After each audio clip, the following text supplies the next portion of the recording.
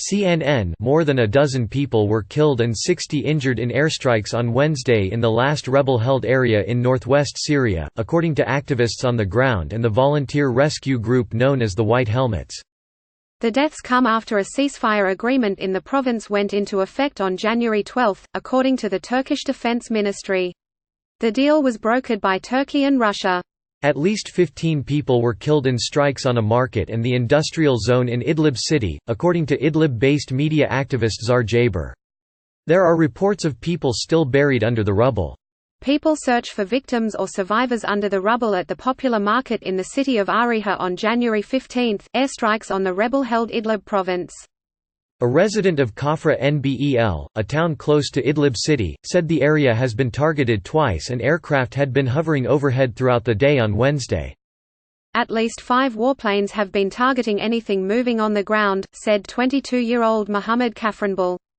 Read more. The White Helmets have recorded more than a dozen violations of the ceasefire since it was announced, according to tweets from the rescue group. It said one of its members was among the dead, and accused Russia of conducting the airstrikes. Russia proves again its disrespect to any ceasefire in Syria, and that the recent agreement with Turkey, in its 4th day, is nothing but a repetitive scenario of similar failing agreements, it said in a statement to CNN.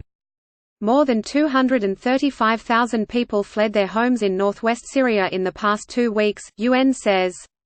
With continuing the artillery and aerial bombardment by Russia, the ceasefire has come to an end, it said, adding that the towns of Marat al-Numan, Kafra Nbel and Ariha were also targeted by the strikes.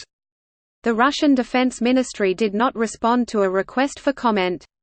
In recent months, Syrian President Bashar al-Assad's army, with support from Russian air power, has stepped up its attacks on the northwestern province, the country's last major opposition bastion and home to more than 3 million Syrians.